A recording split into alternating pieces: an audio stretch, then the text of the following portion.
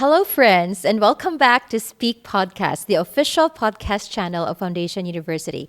This is a space where we have conversation and we sit down with people not only to talk about what they do, but also to understand why they do it. And friends, today's episode, we are joined by someone from a discipline that many of us associate with rigor, pressure, and long nights. But behind that discipline is a leader known for his quiet presence and calm strength. Ladies and gentlemen, we are honored, very honored to join here with us today on our episode here on Speak Podcast, the Dean of the College of Law and Jurisprudence, Attorney Jesus Quevenco.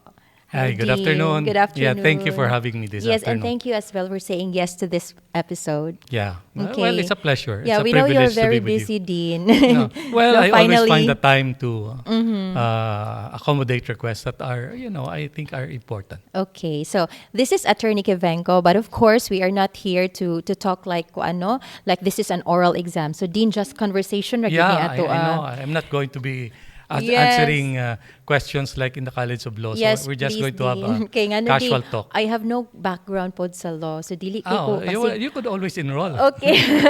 Soon, if I have the guts or the courage.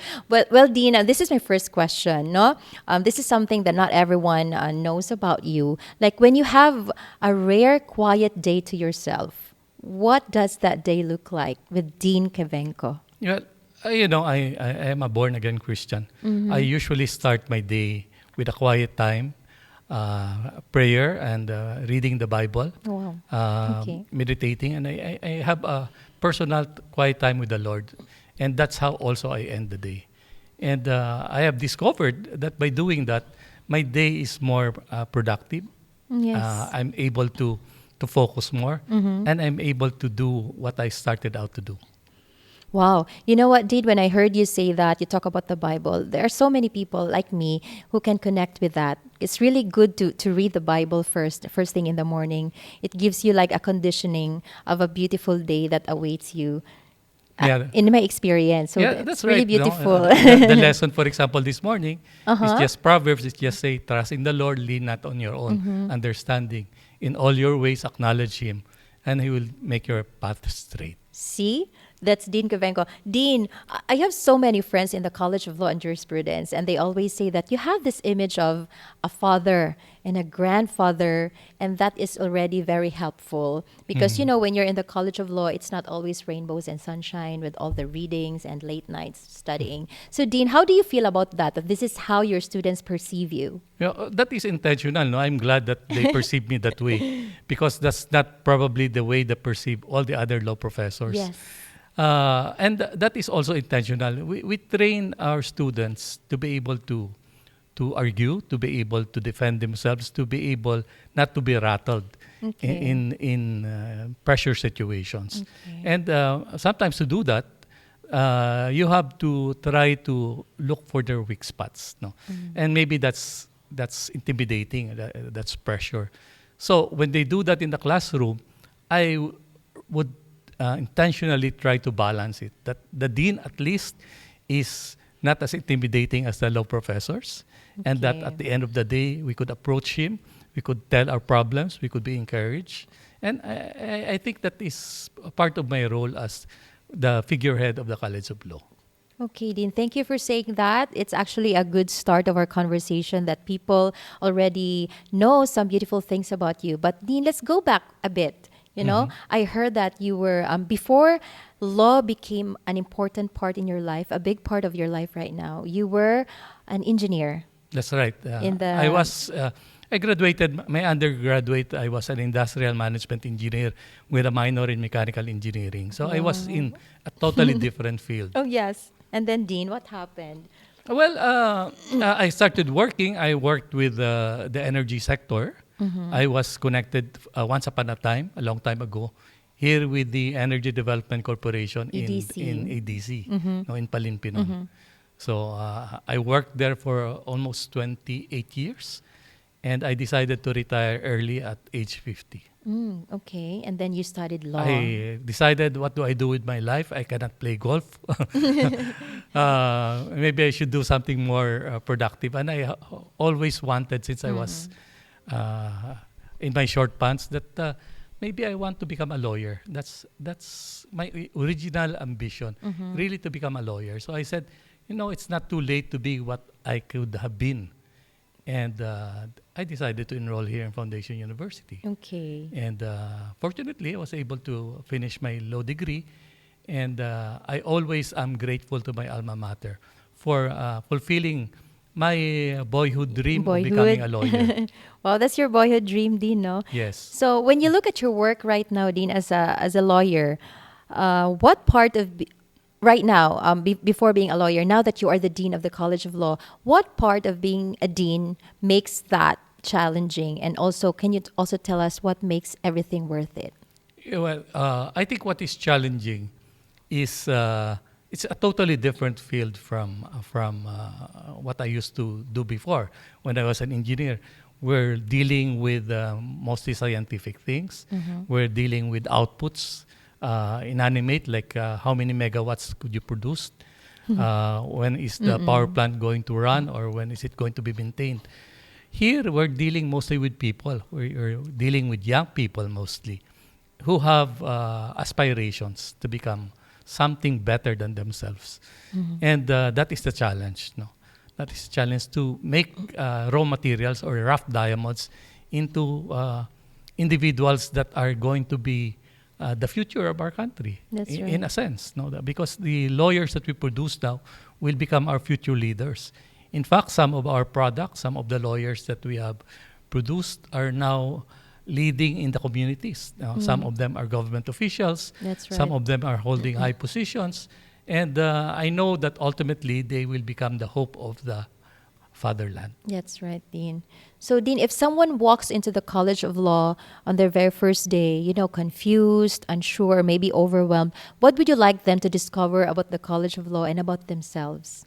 Well, when you enroll in the College of Law, that means that initially, we start with a foundation, and most of the students have something that they, as far as intelligence, I think that's already a given. Yes. Because we see students when they enroll, they have already some sort of a basic knowledge, and their academic performance are usually very good, and we screen them during our interviews, during the exams that we give for admission in the College of Law, and we know that they have the potential.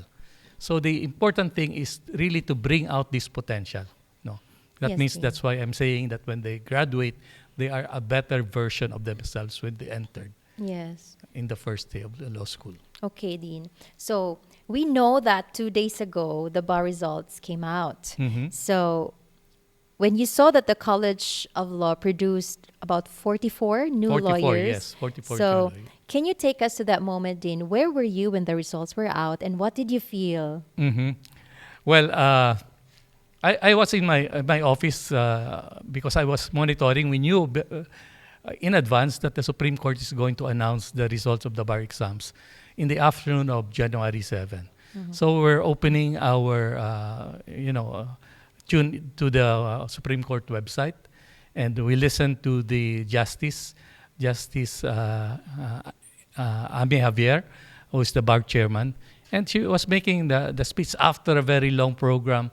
The results came up, and it was rather a quick, they were scrolling, so you cannot follow. And ultimately, I told the staff here in the office, how many people have you already seen? So there are people that we look at. There are certain names that we wanted to find out immediately. So when I saw those names, then I was more encouraged. I said, I expected this person to pass. Her name is there. I expected this person to pass. His name is there. So I know that this is a good result. So I came here to Foundation a little bit later, and they told me 39. 39. I said, 39, that's very good. No, we were expecting even less than that. Okay. And then it's 44 in the 44, end. we discovered an additional 5 more. Yes. And there's a story behind that. The story is that some of the students that we had, they graduated. They were most of them were ladies, so they were unmarried when they graduated, and then after so many years, they're already married, they're already mothers. So they changed their and family they're name. using already their married name, and that is Yes. the name that they used when they took the bar exam. Okay. So we discovered, this girl is already, this is her name. This is no longer the one. So that's why we have to add it later than the 39. So we Yes. discovered additional 5 For- more names. Okay. Congratulations again, Dean. Yeah, thank So you. looking back at that achievement now, what do you think that says about your students and your faculty? Well, the students, as I said initially, the students, we just have to get the potential because they have it in them. Again, our usual constraint really is our students are working students. Practically all our students work. Yes. So from 8 to 5, they're usually involved in another profession, another undertaking. They have employers, they have obligation. Majority of them have families. No, they're Yes. either married or they're supporting. They're the breadwinner in their families.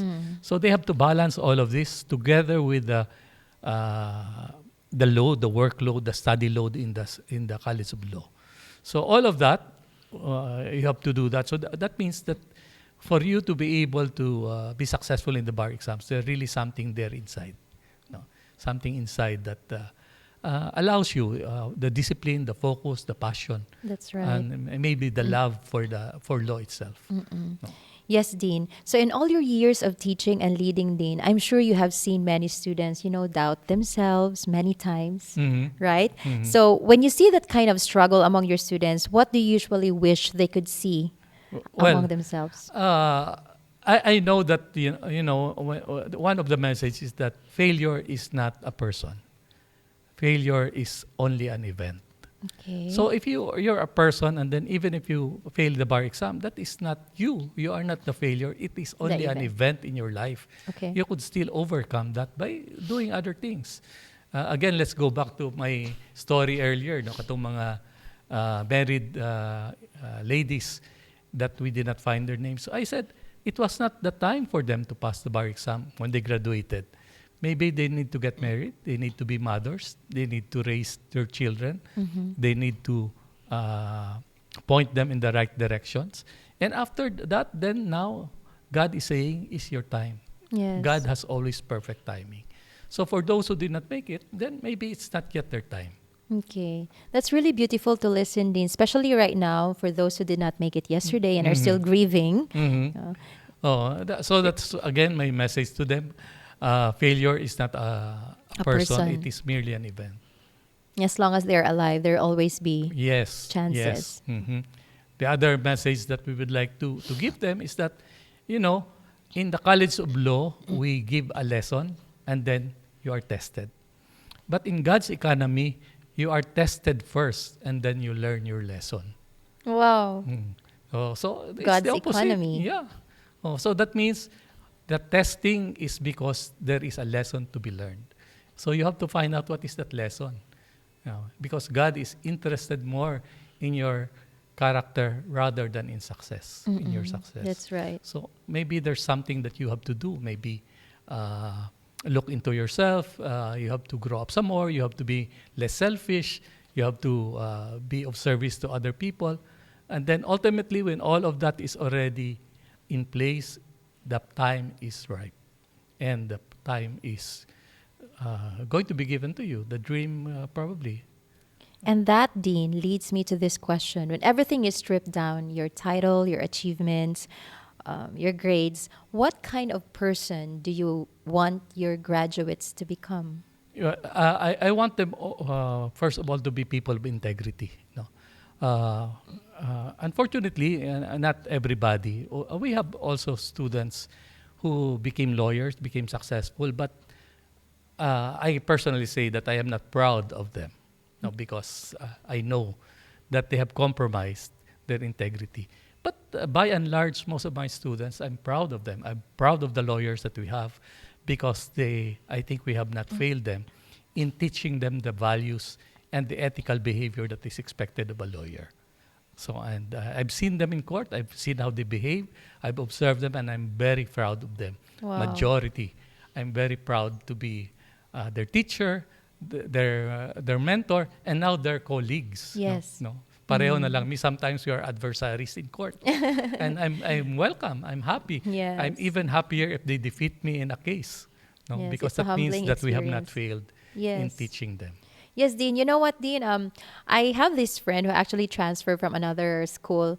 He transferred here to Foundation University Law School, and I heard from him that actually Dean Quevenco is quite particular when interviewing students because you're after the character, you still screen Mhm. those who enroll. So Yeah. that really speaks volume of what the kind of graduates you want the college to produce. Yeah, in fact, I'll be interviewing 3 more transfer students this coming Monday. Okay. I wanted to stop the transfer of students from other universities to Foundation because I do not want to appear as if I am trying to pirate or take advantage of what's happening in their schools. But, there are always exceptions. So now, I've decided that I will interview 3 transfer students because hopefully they could be potential added contributor and give value to our College of Law because I could see that they have potential of leadership, potential to contribute, and maybe build up other students. Yes. Well, thank you, Dean. And now this will be my final question, Dean. What particular principle you now believe more deeply than before? Well, the principle that I believe deeply is that, what goes around comes around. That means if you do good, good things will happen to you. Okay. Wow. Ladies and gentlemen, once again, the Dean of the College of Law and Jurisprudence here at Foundation University, Dean Jesus Quevenco. Dean, we are very honored to listen to you today.